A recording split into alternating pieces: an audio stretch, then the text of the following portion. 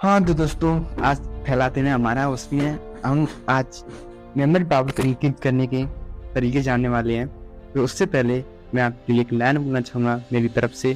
क्योंकि मानव मस्तिष्क होता है एक पैराशूट की तरह होता है। जब तक वहाँ खुला रहता है तभी तक वो कार्यशील रहता है। आज हम मस्तिष्क के बारे में चर्चा करेंगे, क्योंकि हमारी स्मृति शक्ति को विकसित करने का कार्य मस्तिष्क ही करता है। क्योंकि हम स्मृति शक्ति के यानी कि आपकी स्मृति शक्ति को बढ़ाने के तरीकों पर ये हम एक नज़र कार्य प्रणाली को डालते हैं कि आखिर मस्तिष्क कार्य करता कैसे है। मस्तिष्क बहुत ही कोमल अंग है। यह 8 हड्डियों से बने एक कुष्ठ खोपड़ी में सुरक्षित रहता है। उसकी बनावट में अखरोट से मिलती जुलती है। तो इसका रंग भूरा होता है और इसकी चौड़ाई 5 इंच होती है और इसका लगभग जो मस्तिष्क का भार होता है वो 50 से 60 औंस होता है। यानी कि मस्तिष्क का भार लगभग 45 से 50 औंस होता है। पुरुष का 50 से 60 होता है और स्त्री का 45 से 50 होता है। संसार के सभी प्राणियों में मनुष्य का मस्तिष्क सबसे विकसित माना गया है। इसमें लगभग 1000 खरब स्नायु कोशिकाएं होती हैं जिन्हें न्यूरॉन कहा जाता है। हमारा मस्तिष्क 2 भागों में बटा हुआ है। इन दोनों भागों में एक दायां और बायां गोलार्ध कहा जाता है। ये दोनों गोलार्ध तंतुओं के माध्यम से आपस में जुड़े रहते हैं। अब हम जड़ तक जाने वाले हैं, मस्तिष्क कैसे कार्य करता है, कैसे मस्तिष्क की संरचना होती है हमारे माइंड में।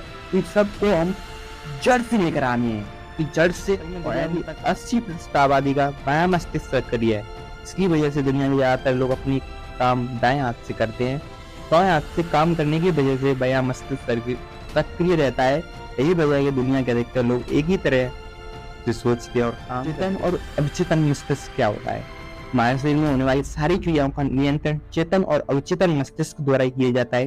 दोनों को हम कुछ निम्नलिखित बातों से समझ सकते हैं। यानी कि चेतन और अवचेतन मन में हम अंतर जानने वाले हैं। चेतन और अवचेतन मन दो होते हैं।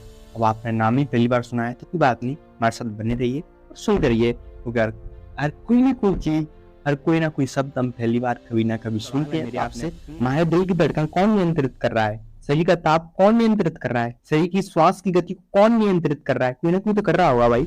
तो आंख आप हलकते हैं, यानी आंखों को आप ऊपर नीचे करते हो, कौन कर रहा है? ये सब क्रियाएं अवचेतन मस्तिष्क द्वारा की जाती हैं। इसके अलावा चाय पीना, पढ़ना, लिखना आदि अन्य शारीरिक कार्य चेतन मस्तिष्क करता है। इन चेतन मस्तिष्क वो है जो आप कार्य कर रहे हो, ध्यान दे रहे हो। और अवचेतन मस्तिष्क वो है जैसे आप कोई, यानी कि आपके अंदर जो भी क्रिया हो रही है, दिल धड़कता है, आपका आंख पलक रही है, यानी आपको श्वास नियंत्रित की जा रही है, वो सभी अवचेतन मस्तिष्क का कार्य होता है। यह सब क्रियाएं आप यह जान लीजिए कि चेतन और अवचेतन दो मस्तिष्क नहीं है, वहाँ एक ही मस्तिष्क में होने वाली दो गतिविधियां हैं। आप जो भी बात है अवचेतन मन में जोड़ते हैं, वहाँ उसे उसी रूप में स्वीकार कर लेता है।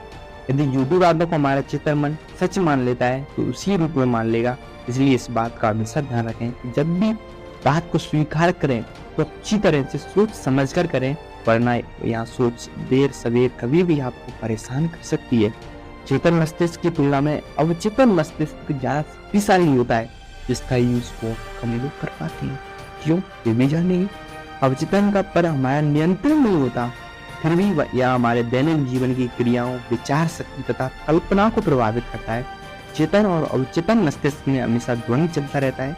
अवचेतन पर मन हमेशा चेतन मन द्वारा उपजाए गए भ्रम और द्वंद्व से खुद को दूर रखते हुए लगातार कार्य करता रहता है। अवचेतन हमारी जागृत अवस्था में ही नहीं बल्कि सुप्त अवस्था में भी लगातार कार्य करता है। अपने भी दिखता है अवचेतन मस्तिष्क। इन दो मत समझिए कि मस्तिष्क में दो तरह की गतिविधि होती है। एक चेतन मस्तिष्क जो आप पढ़ रहे हो, लिख रहे हो, जो आंखों की समझ क्रिया हो रही है, वे सब चेतन मस्तिष्क के जरिए हो रही है। लेकिन जब वो क्रिया फीड होके उन क्रियाओं की वीडियो बन के याददाश्त के रूप में जाती है ना, वो अवचेतन मस्तिष्क होता है। इसलिए आप कंफ्यूज मत होइए कि चेतन अवचेतन मस्तिष्क क्या है। मैंने आपको बता दिया है चेतन और अवचेतन मस्तिष्क क्या है। तो आगे बढ़ते मैं आपको बस एक बार समझाऊंगा, क्योंकि यदि हम इसी प्रकार समझने लगे तो टाइम बहुत हो जाएगा और मुझे शायद लगता है देर थोड़ी आपके लिए समय की कीमत बहुत है इस वक्त। इसलिए समय की सीमा को ध्यान में रखते हुए हम सिर्फ मुझे कहना है कि मस्तिष्क अवचेतन मस्तिष्क यानी कि जो मुझे अपनी समझ सकती हूँ चयन करनी, आप कह के देखिए 10 दिन तक पूरे जोश के साथ, पूरे शांत मन के साथ कहकर देखिए, आपको चमत्कारिक चीज मिली। यदि आप विश्वास नहीं कर रहे तो एक्सपेरिमेंट कीजिए हमारी बातों पर और लाभ लीजिए। अवचेतन मन के बारे में मनोशास्त्री फ्रायड यानी कि फ्रायड पहले भी वैज्ञानिक हुआ है, उसने कहा है कि यहाँ बर्फ के उस बड़े खंड के समान है जो समुद्र में बहता रहता है, जिसका जो 1/10% भाग यानी कि 10 का यानी 100% का 10% भाग पानी के ऊपर और 9 से 10 भाग पानी के नीचे रहता है। यानी मस्तिष्क होता है उसका 10% भाग ऊपर रहता है और 90% भाग नीचे रहता है, जिससे बर्फ का थोड़ा सा भाग ऊपर रहता है और पूरी बर्फ नीचे पानी में अंदर रहती है। इसी प्रकार हमारा मस्तिष्क को अब थोड़ी सी ये अवचेतन क्रिया अप्रत्यक्ष रूप से दिखाई देती है, परंतु इनमें इतनी शक्ति छिपी होती है हम बड़े बड़े व्यक्तित्व को नष्ट कर देती है। मस्तिष्क का व्यायाम न्यूरोविक्स क्या है? मस्तिष्क को हमेशा सक्रिय बनाए रखने के लिए व्यायाम की आवश्यकता होती है। मस्तिष्क को सक्रिय ना रखा जाए तो वह कमजोर और सख्त है, जिससे आपके दिमाग के सोचने समझने की शक्ति कम हो जाती है, साथ साथ आइडिया का संचालन भी कम होने लगता है, तनाव और बोरियत यानी कि ऊब बढ़ जाती है। उम्र बढ़ने के साथ भी मस्तिष्क की क्षमताएं घटने लगती हैं। इन सब को रोकने का एक ही उपाय है न्यूरोविक्स। न्यूरोविक्स को मनोवैज्ञानिक होते हैं, वे मस्तिष्क का व्यायाम कहते हैं कि विचारों और सोच का दायरा सिमटने लगता है। नए विचार और कल्पना मस्तिष्क में नहीं उपजते, तब न्यूरोविक्स का सहारा लेना पड़ता है ताकि मस्तिष्क के सभी अंग अच्छी तरह से काम करना शुरू करते हैं। न्यूरोविक्स करने से आप अपने दिमाग में समायोजन, अनुकूलन, सीखने की योग्यता तथा अपनी समझ को और तर्क वितर्क की शक्ति को बढ़ा सकते हैं। तो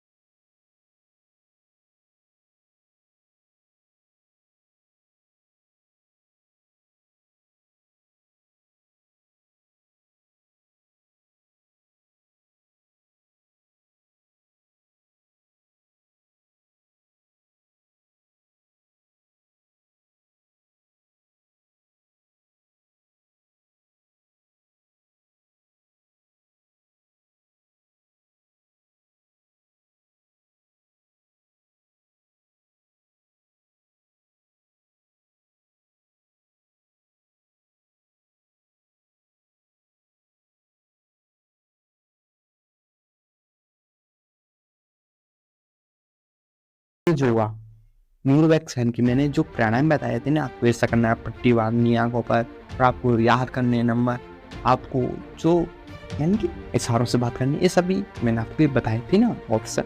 इन सभी को आप जितना अभ्यास करेंगे उतनी आपकी मेमोरी पावर फ्रीज होगी, ये बात याद रखना। और इसके अभ्यास में न्यूरोवैक्स के अभ्यास में जल्दबाजी ना करें।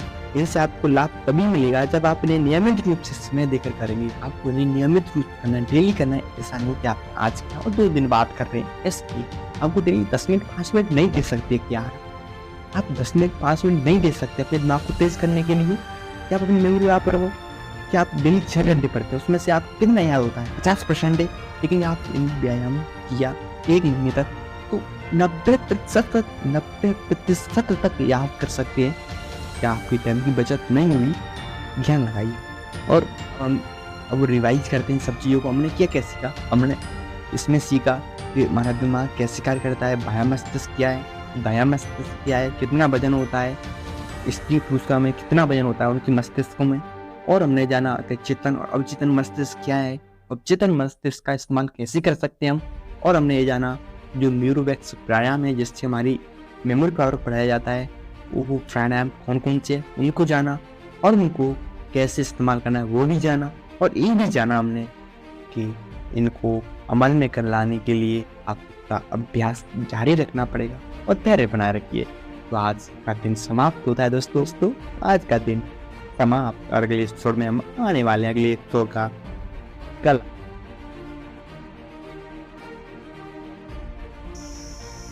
हाँ तो दोस्तों, यदि आपने पूरी वीडियो सुनी है तो आपके लिए धन्यवाद। आपका हमारे को सुनना, इसलिए आपके लिए धन्यवाद। इसलिए हम